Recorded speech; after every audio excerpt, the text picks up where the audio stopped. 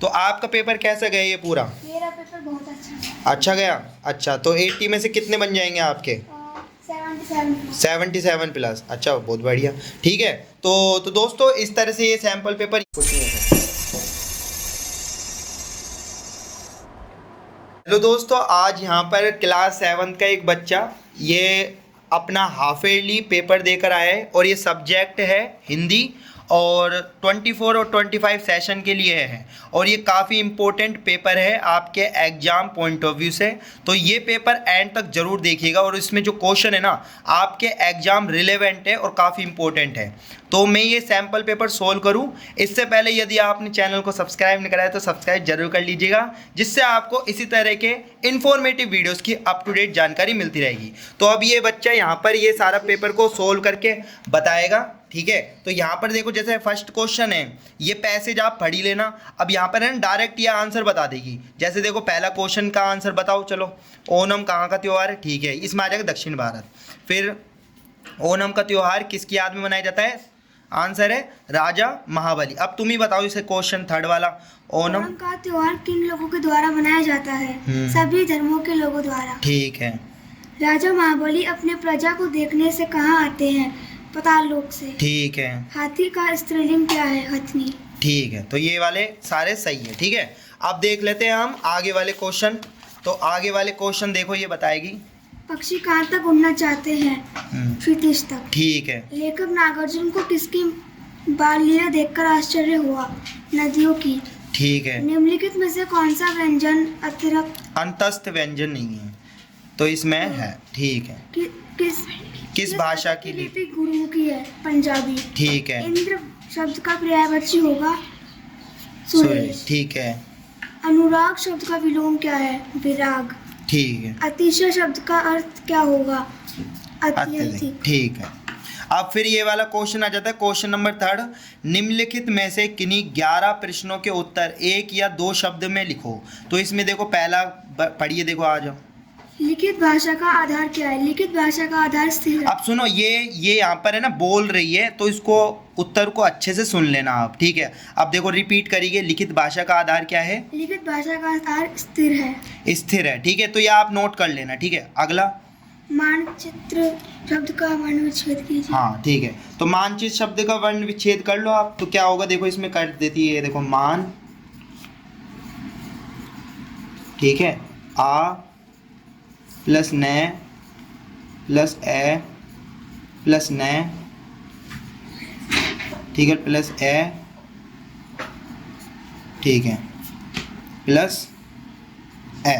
अब इसमें ना आप और भी विच्छेद कर सकते हो। जैसे मैं ना, इसमें आधा मैं कर दोगे और आ कर दोगे। ठीक है, यहाँ पे थोड़ा सही कर देना आप, आधा मैं और आ। ठीक है, यहाँ पे आधा ने और है, क्योंकि जुड़ जाएंगे ना, आधा ने कर देना यहाँ पर। ठीक है, इस तरह से। ठीक है, और आ की मात्रा हटा लेना, क्योंकि आ यहाँ पर आ गए ना आगे। ठीक है, तो ये कर देना आप। ठीक है, यहाँ पर आप ही कर दो, ये आ की मात्रा हटा दो, आधा में आएगा। ठीक है, ठीक है, और ये नए आ गए। ठीक है, अब ये सही हो गया। ठीक है, आगे। नगर में किसके आने के समाचार फैल गए थे? नगर में मुरली वाले के आने के समाचार फैल गए। किसके? मुरली वाले के। ठीक है। कर्कश व नीड़ शब्द का अर्थ क्या है? कर्कश शब्द का अर्थ कानों में चुभने वाली आवाज है। नीड़ शब्द का अर्थ घोंसला है। ठीक है। कौन सी ध्वनि के उच्चारण में के समय मुख से बाहर निकलने वाली वायु के रास्ते में किसी भी प्रकार की रुकावट पैदा नहीं होती? तो आंसर क्या है इसका? आंसर है इसका, लिख दो आप, कौन से।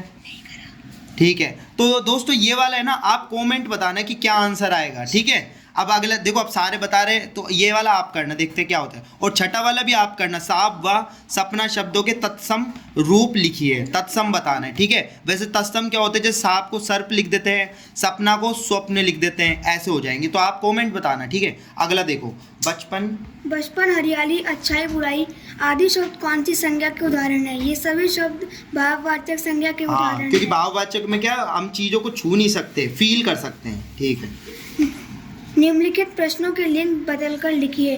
तपस्वी, तपस्विनी, श्रीमान, श्रीमती। तो तपस्वी का तपस्विनी और श्रीमान का श्रीमती। निम्नलिखित प्रश्नों के विलोम शब्द लिखिए। अनुज, अग्रज, उदय, अस्त। ठीक है। कोयल शब्द के दो पर्यायवाची शब्द लिखिए। कोकिला, कोकिल। ठीक है। निम्नलिखित वाक्य में संज्ञा शब्द रेखांकित कर उसका भेद लिखिए। मुंशी प्रेमचंद की कहानियाँ सबको अच्छी लगती है। मुंशी प्रेमचंद व्यक्तिवाचक संज्ञा, अच्छी भाववाचक संज्ञा। ठीक है। निम्नलिखित शब्दों के लिंग बताइए। पृथ्वी, चावल, पानी, डिबिया। पृथ्वी स्त्रीलिंग, चावल पुल्लिंग, पानी पुल्लिंग। और रुको, डिबिया आप बताओगे, डिबिया कमेंट में आप बता। निम्नलिखित शब्दों को शुद्ध करके लिखिए। आंधी का स्तर है।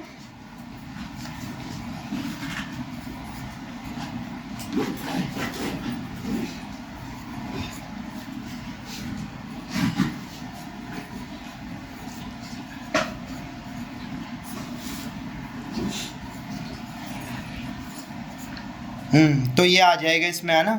ठीक है, अब आगे। निम्नलिखित में से 11 प्रश्नों के उत्तर 12 प्रश्नों के उत्तर एक या दो पंक्ति में लिखो। ठीक है, अब ये देखो आपके प्रश्न उत्तर हैं। यहाँ पर जो भी प्रश्न आपको नहीं आ रहा हो ना, तो वो हमें कमेंट में कर देना दोस्तों। यहाँ पर देखो इंपॉर्टेंट क्वेश्चन तो बता दो कौन कौन से इसमें इंपॉर्टेंट है। सारे इंपॉर्टेंट है, लेकिन इनमें कुछ बहुत ज़्यादा मोस्ट इंपॉर्टेंट है, वो आपको बता देते हैं। देखो जैसे कौन कौन से, देखो बता दो। नदियों को लोक माँ मानने की परंपरा हमारे यहाँ काफ़ी पुरानी है, लेकिन नागार्जुन उन्हें और किन रूपों में देखते हैं, तो बता दो आप क्या है इसमें। नागार्जुन उन्हें बेटी, बहन और प्रेयसी के रूप में देखते हैं। ठीक है। पहली कठपुतली को दूसरी कठपुतली की बात अच्छी क्यों लगी? पहली कठपुतली को दूसरी कठपुतली की बात इसलिए अच्छी लगी क्योंकि आज़ादी सबको प्रिय है, पराधीन रहना कोई पसंद नहीं करता। इस तरह कठपुतली भी आत्मनिर्भर होना चाहती थी, वह अपने पैरों पर खड़ी होना चाहती थी। यही बात थी कि पहली कठपुतली की बात दूसरी कठपुतलियों को अच्छी लगी। ठीक है, फिर उसके बाद और लेटर बॉक्स को सभी लाल ताऊ कहकर क्यों पुकारते थे? लेटर बॉक्स को सभी लाल ताऊ कहकर इसलिए पुकारते थे क्योंकि वह लाल रंग में पुता हुआ था और वह रात भर सबसे छुप छुप कर लोगों की चिट्ठियाँ पढ़कर उनके बारे में सोचता था। ठीक है, फिर उसके बाद हम यहाँ पर आ जाते हैं निम्नलिखित मुहावरे का अर्थ। अब ये क्वेश्चन जो बच रहे हैं कमेंट बता देना, उसका आंसर हम बता देंगे। वैसे आपको मिल जाएंगे, आपके बुक से रिलेटेड है। अपना रास्ता नापना, तो इसका मुहावरा क्या होगा? अपना रास्ता नापना, चले जाना। चले जाना, ठीक है। और वाक्य में प्रयोग कर ही लोगे आप, ठीक है। और अब अगला, संज्ञा के स्थान पर प्रयोग किए जाने वाले शब्दों को क्या कहते हैं? तो वो सर्वनाम होते हैं आपके। आगे चलो। एकार्थी तथा अनेकार्थी शब्दों में अंतर लिखिए। ठीक है। वह शब्द जिनके एक ही अर्थ होता है उसे एकार्थी शब्द कहते हैं। वह शब्द जिनके एक से अधिक शब्द होते हैं उन्हें अनेकार्थी शब्द कहते हैं। निम्नलिखित वाक्यों में सर्वनाम संबंधित अशुद्धियाँ शुद्ध करके लिखिए। आप लोग मेरे को भी साथ ले चलो, आप लोग मुझे भी साथ ले चलो। खिड़की का शीशा कौन तोड़ा है? खिड़की का शीशा किसने तोड़ा है? तो यहाँ पर खिड़की का शीशा कौन की जगह किसने आ जाएगा। ठीक है, आगे चलो। जातिवाचक संज्ञा के कितने उपभेद होते हैं? जातिवाचक संज्ञा के 2 उपभेद होते हैं, उनके नाम लिखिए। ठीक है। समुदायवाचक और द्रव्यवाचक। तो इसमें आता है समुदायवाचक और द्रव्यवाचक। ठीक है, अब देखो यहाँ पर और भी प्रश्न है। अब देखो वीडियो की लेंथ हमको क्या छोटी रखनी है, तो मैं आपको क्वेश्चन दिखा देता हूँ जल्दी जल्दी। तो यहाँ पर देखो क्वेश्चन देख सकते हो आप। इनके अगर आंसर चाहिए तो हमें कमेंट कर देना दोस्तों, है ना। ये देख सकते हो आप, ये सारे इंपॉर्टेंट क्वेश्चन है, आपको मिल जाएंगे। नहीं मिले ना तो मेरे को बता देना। वैसे डिस्क्रिप्शन बॉक्स में टेलीग्राम का लिंक दे दूंगा मैं, वहाँ पर आपको सारे क्वेश्चनों के आंसर मिल जाएंगे। आगे चलते हैं हम।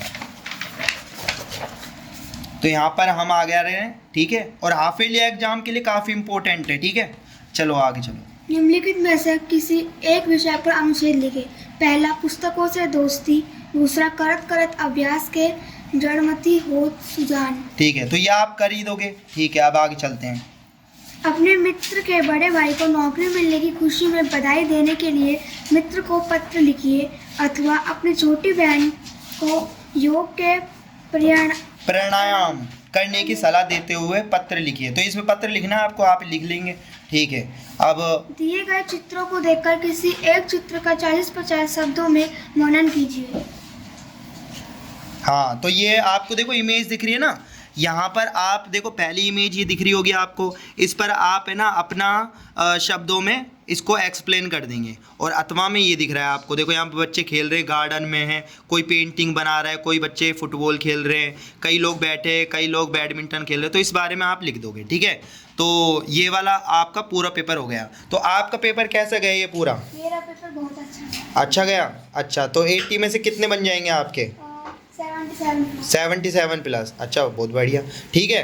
तो दोस्तों इस तरह से ये सैम्पल पेपर यहीं फिनिश होता है। उम्मीद करता हूँ कि इस सैम्पल पेपर ने आपके एग्जाम प्रिपरेशन को काफ़ी बूस्ट किया होगा। इसी तरह के इन्फॉर्मेटिव सैम्पल पेपर्स की अप टू डेट जानकारी पाने के लिए आज ही चैनल को सब्सक्राइब कीजिएगा और बेल आइकन के बटन को दबाना ना भूलिएगा। तो दोस्तों हम फिर से मिलेंगे, बाय बाय।